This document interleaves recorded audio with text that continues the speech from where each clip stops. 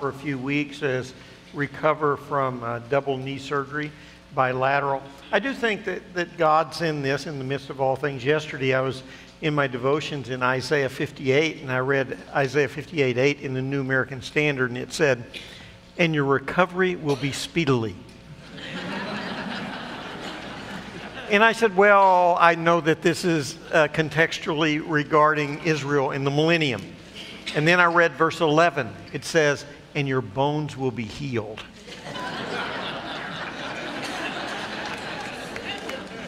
And then this morning I was walking around and I met Debbie this morning. Debbie is a charge nurse on the 3rd floor where I'll be checking in. She said, "I saw your name on the schedule. So I'll be checking you in the morning." And she's sitting right in front of Doc Willingham, who's done all these knee surgeries. God's in it, okay? Thank you for your prayers. By the way, I am an introvert. What has that got to do anything? When an introvert gets sick or is hospitalized, they become a turtle. They pull their head in the shell and don't stick it out. If you happen to come to the hospital, and you don't have to, please understand I have a live-in nurse who will be with me. I bring my own nurses to the hospital. I probably will not be good company. I won't have my makeup on and I won't have my hair done.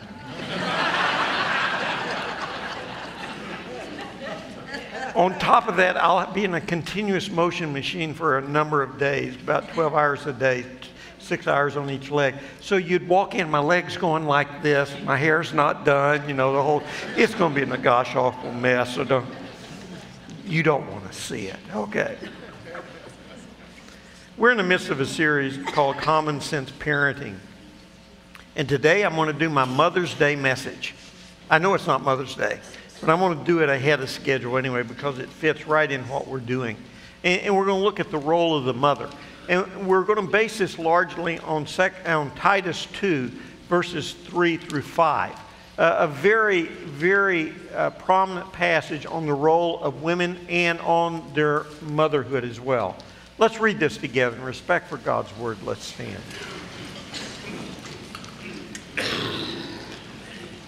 Titus 2, 3 through 5, together. "The aged women likewise, that they be in behavior as becomes holiness, not false accusers, not given to much wine, teachers of good things, that they may teach the young women to be sober, to love their husbands, to love their children, to be discreet, chaste, keepers at home, good, obedient to their own husbands, that the word of God be not blasphemed." The Lord add his blessing to the reading of his word. You may be seated. I'm not qualified to teach on motherhood because I'm not a mother. But I can talk about parenting. And there's a trap we get into in regard to parents. It's the perfect parent trap. I mean, everybody is striving to be the perfect parent. And if you're just the perfect parent, then your kids will turn out all right. And I have a problem with that. Arnie and I were talking a while back, and he said, if the goal is to be the perfect parent, then in the Garden of Eden, we have to say that God failed as a parent because God's children failed. Where did God go wrong with Adam and Eve? How did he not parent them correctly? Well, the issue is this. Every child is created with will. Your parenting skills have something to do with your children and the decisions they make, but it's not the total thing. I know children who came from horrible backgrounds. I mean, terrible parents. And yet they make a decision to follow God, and they're living full, productive, meaningful lives, laborers in the harvest for God. And I know children that grow up in marvelously Christian homes that make decisions not to follow. Is it the parents' fault?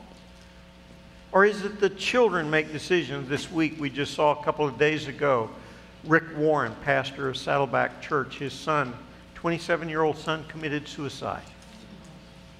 And was it his fault, his wife's fault? Or did the child make decisions on their own? We have to be very careful that we understand that Proverbs 22:6, that if you bring up a child in the way he should go, when he's old, he will not depart from it. If that is an absolute promise, then God failed in the garden. God did not fail. But the child made choices. And what we have to understand is that our responsibility is to train our child and then pray like mad that they learn the lessons, take responsibility themselves, and make good decisions. And if they make bad decisions, it's not always our fault. It could be the decisions that they make for themselves. Mothers are particularly prone to the parent trap. It's the perfect mother trap. Mothers, I'm going to tell you something right up front. There are no perfect mothers. And you will not be the first. You're an imperfect person. So you'll never be a perfect mother, but you should strive to be the best mother that you can be by knowing what God expects of you and then trying to live up to it. It's the same way as I said with the fathers, 2 weeks ago. Nobody's perfect, but we should strive to love and care for our children and become the best person that we can be in the process. And trust God to work in the hearts of our children. Today, what we want to do is look at the role of the mother in parenting. And it involves 3 relationships. The relationships with her husband, relationship with herself, and the relationship with her children. What does Scripture expect of a woman, a mother? Well, today we want to look at Titus 2, verses 3 through 5. And if you look at Titus 2, 3 through 5, how many have the King James Bible? Number of you? You'll find 8 different things listed there that a mother should be, a wife should be. I'm going to let you in on a little secret. In Greek, there's only 7. 7. Oh, where'd the 8th come? I'll talk about it in a minute, but it's basically inherent in the verb. They just add it because they couldn't figure out a way to translate it with one word, so they added a word. So in the King James, you find 8 things, but really, ladies, calm down. There's only 7. It starts in regard to her husband. The elder women are to treat the younger women to love and obey their husbands. Oh, I have just stirred up a hornet's nest. Now, let's start with this issue of love. I find it strange that an older woman has to teach a younger woman how to love her husband. I thought that was all just inherent in marriage. You fall in love, you get married. That's not the way it worked in the first century. The majority of marriages were arranged by the parents. Oftentimes, the very first time you saw your husband was the day you got married to them. If that is not scary, I don't know what is. To look down the aisle for the very first time and see this guy you've never seen before, and you go, "Oh, I got to marry him?"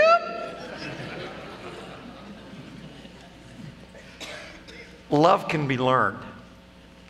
And in the process of this, those who have gone through it, the older women, can help the younger women to live through the experience and grow as a result. By the way, younger ladies, that is why it's so helpful to have an older mentor. I think so much today, young gals want to be with young gals. Well, it's okay to be with young gals. But you young gals need to look to someone who's older and more mature and been through these things so that you can learn from them and their experiences. That's wisdom. Get you an older mentor as opposed to somebody your own age. You know what, moms, you teach your children when you learn to love that guy that you met for the very first day on your wedding day. You teach them how to love a God they've never seen before. That's what you're teaching them. If you can learn to love this man who you never met before, can't you learn to love a God who you never seen before? Not only that, not only should you love your husbands, you should obey them. All this flies in the face of every feminist that I have ever met. Who am I to obey this man? So we've changed it. We talk about, we make it a little nicer word, submit. Oh, well, that's still kind of difficult.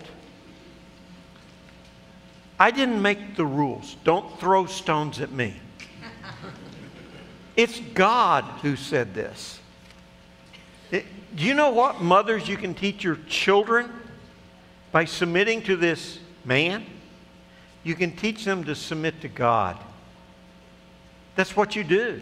The word that's used here is really an interesting word. It's the word that's used in Luke 2 of Jesus when he submitted and obeyed his parents. Same word. It's the word that is used in Romans to describe what's happening in our flesh. Our flesh is not submissive. It's not obedient to the Spirit. It's the word that is used by Paul to describe our relationship to governments. We are to obey them. It's the word used by Paul concerning husbands and wives in Ephesians and Colossians to submit to their husbands. Now, I've talked about this in my marriage series, which was last year, so I'm not going to belabor this. The point is this. It is the responsibility of the wife to submit and follow the leadership of her husband. It doesn't say submit when it's sinful, immoral, illegal. You have a higher authority. But if it's in a matter of choice, then it's the woman's responsibility to hupotasso, place oneself under the authority of her husband. And in so doing, teach her children how to place themselves under the authority of God and His Word. That's a principle that we can learn. So the first two things that a woman should do, a mother should do, love her husband and obey him. By the way, those are the first and last things in the list. The very first thing, love your husband. The last thing, submit to your husband. Kind of significant, the first and last. That the most important thing a woman, a wife can do is have a proper relationship with her husband. The next thing in this list is the woman's role as a mother in regard to her children. And this is, again, a strange thing to me. It says, women, love your children. I mean, I don't know many, if any, mothers I've ever met who said, at the moment that baby is born, they look down and says, oh, I hate you. Everyone that I know looks at that baby and just goes, wow, love. It's a natural outflowing of it. But here's the thing. You look at the word that's used here in the Greek, it comes from two different words. It's the word phileo, and those of you who know there are 4 different words in Greek for love. And phileo is brotherly love or familial love. Agapao is the highest form of love. That's not the word that's used here. It's phileo, it's relational love. And not only that, there are 4 words for children in the Greek. There's briphos, which is a baby, an infant, a newborn. And then there's padion. Padion is more the age of what we would call, I guess, a kindergartner through first grade or fourth grade, something like that. Pos is a word that relates to a toddler. And then the fourth word is teknon. This word means a child of any age. My mother looks at me and says, I am her teknon. Oh, I'm 63 years old, my goodness. But I'm still her child. Relationship. And she could say that if I were a day old or 100 years old. And that's the words that are used here, phileo, teknon. It's proper relationship.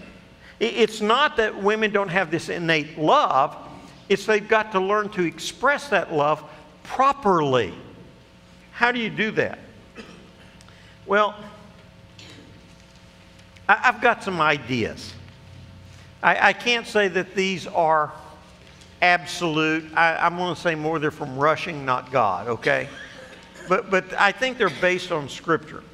I think these are the things that a mother needs to learn to do to properly love her children. First, a mother needs to be a mother and not a smother. A mother needs to mother their children, not smother their children. A woman, a mother, needs to help her child grow and develop. She shouldn't do everything for her child. I'm reminded of the story of this little child who was really struggling with this task, and the mother was just standing there watching. And another woman came up and says, why don't you help your child? And she says, I am. And it's so hard for me not to interfere. She was mothering, not smothering. And our tendency in the flesh is to overprotect our children. Should you protect your children from death, danger, dismemberment? Yes! But you need to let them be themselves and learn. Most of us learn from experience. Therefore, you've got to let them learn from their own mistakes at times. Again, protect them from fatal mistakes. Protect them from dismemberment. You don't want them with a leg or an arm, But let them make the mistakes. That's the way they're going to learn. Most people don't learn from the mistakes of others. They have to experience it themselves. So mother them, not smother them.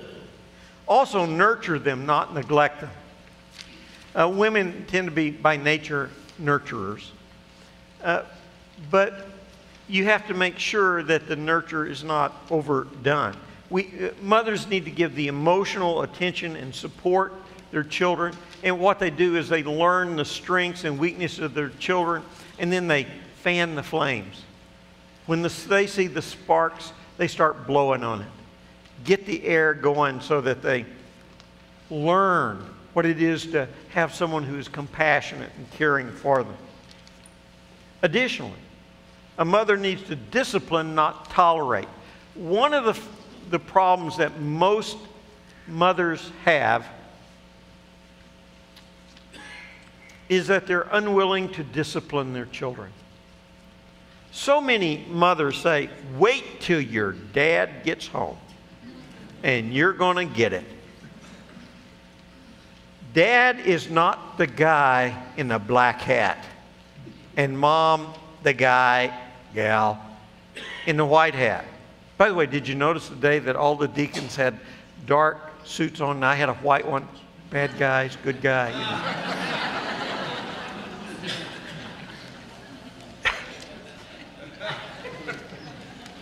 Mothers, you need to be an active part of the discipline process. Dad is not the disciplinarian, you both are.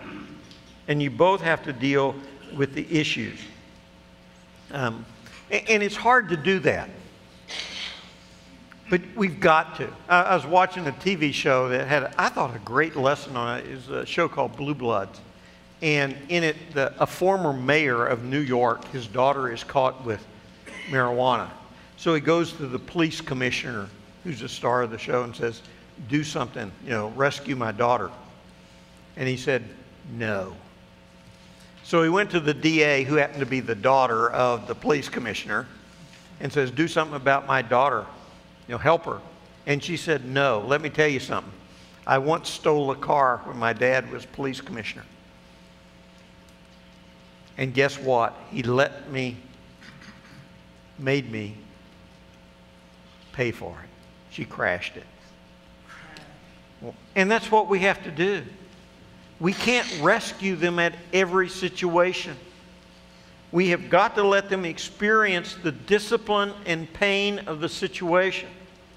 Too often, mothers enable their children to continue doing that which is wrong, as opposed to standing up and making sure they do what is right, taking the consequences of the decisions that they make. It's a mother's responsibility, along with the dad, to do that. Additionally, mothers need to teach, not ignore. What do they teach? They need to teach what it is to live a lifestyle of submission and commitment to Jesus Christ. That's what they need to teach. They need to live it. They need to speak it. Their words need to express it. Their attitudes, their character need to be at all times. And when bad character comes up in their children, again, don't ignore it. Deal with it. And finally, we need to train our children, not tolerate them. It's amazing to me in our modern day culture, if you go to a gym, they have trainers, okay? And we hire professional trainers to help us get in a better shape. Ooh, yeah. Moms, you're trainers of your children. And you need to take that responsibility to push them to new heights spiritually. Now that's in regard to the children. In regard to the husband, you love and obey him. In regard to your children, you love them. And then in regard to yourself, there are 4 things that you ought to do. Again, in the King James, there's 5. But really in Greek, there's only 4. But I'll go through the 5 because we've got to understand it. The first one is sober. You need to teach the younger women to be sober. That word sober is actually part of the verb. And really what you're teaching sober. It's not teaching to be sober, you're teaching soberness. It's that idea of self-control. A woman needs to be in control of herself, disciplined, well-trained. And so all that's encompassed in the command given to the older women. The older women, this is what you do for the younger women. You're teaching sobriety, self-control, for the purpose of the individual woman being discreet. The word discreet means to have a sound mind, able to think correctly. And I think it's that too often what we do is that we don't think correctly. That's men and women, but this exhortation is specifically speaking to the women, so I address them. But women have a tendency not to be discreet. In their words, they blurt out things that should never be said. Sobriety is being in control. Keep your tongue in check. To be chaste. The word relates to moral purity. The younger women especially, you need to be careful about your behavior and not to have any sexual impropriety associated with it. Watch the way you dress, women. A guy's mind is a sexual gutter. You show him an inch and he thinks a mile. And no one is immune to it. During the Living Lord's Supper, I was walking around, and there was a lady who came in who's not associated with our church. And boy, she had a blouse on that went down to her navel. And she was sitting down, and I couldn't go over and shake hands with her because you'd be standing over.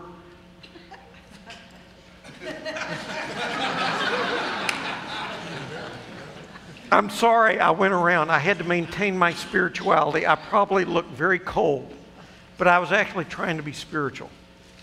Be careful how you dress. And be careful of what you do and what you say in that manner. Keepers at home. It's very interesting. This is very consistent with what Paul is talking about in 1 Timothy 5 when it says the young women are not to be idle. Instead, they are to be keepers at home. They're to be busy about the house. Not busybodies, but busy at the house. And a doer and a keeper and making sure the home is run well. Typically, the house is run by the wife. I'm not saying that the chores are all done by the wife. That's a mutually shared and decided upon decision, not unilaterally by either. Because no one broke a guy's arms when it came to washing dishes or mopping floors. But you decide on it, but the primary responsibility has traditionally been the woman. And finally, to teach the women to be good. That word good means beneficial, just, kind, generous. It's the idea of being profitable. That what she does instills good from others. It's an idea of being free from flaws. Well, how's my life going to be different as a result of this lady? I've got 3 things to say. 1 thing not to do and 2 things to do. 1, the thing not to be. Don't become a blasphemer of God. You go, what? How dare you say that of me? Do you know what a blasphemer is? It's to speak evil of God. Every time you disobey God, every time you ignore what He says, you blaspheme God. If you take these principles that Paul has lined out in Titus to the women and you blow them off, you've just blasphemed God. Not Ron Rushing. You've blasphemed God. You've spoken evil of God. It's the exact same phraseology that's used in 1 Timothy 6:1, where it says, servants, obey your masters, that the name of God be not blasphemed. So if a servant doesn't obey his master, he's blaspheming God. It's the same phraseology that's used in James 2:6, where it says, have you despised the poor? Do not rich men oppress you and draw you before the seats of judgment? Do not they blaspheme that worthy name by which you were called? The same concept. Romans 2:4, for the name of God is blaspheming among the Gentiles through you, as it is written. The concept is, if you ignore these things that God has said, you're blaspheming. Oh, by the way, guys, it goes for you too. You blaspheme God every time you don't live up to the responsibilities God has given you. That's a hard challenge. But that's exactly what Paul says here in Titus 2. Young women, if you don't do these things, you're blaspheming God. Then ladies, this is the principle I have talked about throughout the entire series. Be what you want your children to become. That's your primary responsibility. Spiritually, physically, in all things. You become the type of person you want your children to be, and by and large, they will. They still have to make their own decision. Remember, God was perfect in the garden, and His children didn't turn out perfect. They made decisions. And finally, do what is right in word, in actions, in attitudes. Speak to your family of God, and then live out your relationship with God. Let your actions reflect your attitudes and heart to God. And your children will see and respond. Would you join me in prayer?